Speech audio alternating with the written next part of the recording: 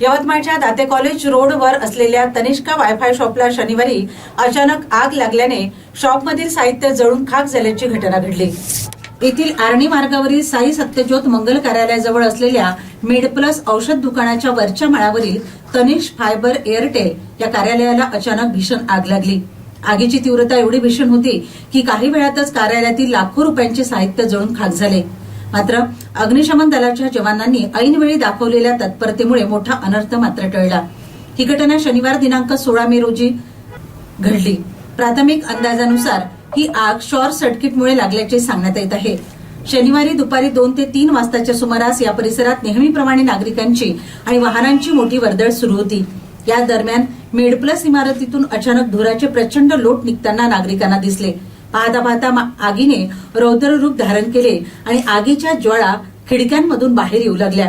कार्यालयात मोठ्या प्रमाणावर इंटरनेट केबल्स, फायबर आणि इतर ज्वलनशील साहित्य असल्याने आगीने वेगाने पेट घेतला।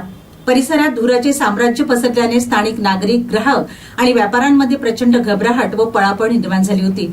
तळमजल्यावर औषधाचे मोठे दुकान आणि आजूबाजूला इतर व्यावसायिक प्रतिष्ठाने असल्याने आग इतरत्र पसरण्याचा मोठा धोका निर्माण झाला होता। घटनेची माहिती मिळताच यवतमाळ नगर परिषदेच्या अग्निशमन दलाचे जवान पाण्याचे पंप घेऊन तात्काळ घटनास्थळी दाखल झाले।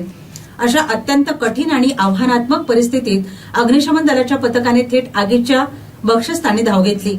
अग्निशमन दलाचे वाहन चालक श्रावण चव्हाण, राहुल यादव, प्रमोद तिडके, विपिन रहांगडाले तसेच फायरमॅन उमेश बाजोरिया, निखिल पाठक, अनुराग फुरसुले, सागर वाडई, निलेश बिसेन, रवी चौधरी आणि राजू इंगळे आदी कर्मचाऱ्यांनी आपल्या जीवाची बाजी लावून अथक परिश्रम घेतले आणि आग पूर्णपणे आटोक्यात आणली।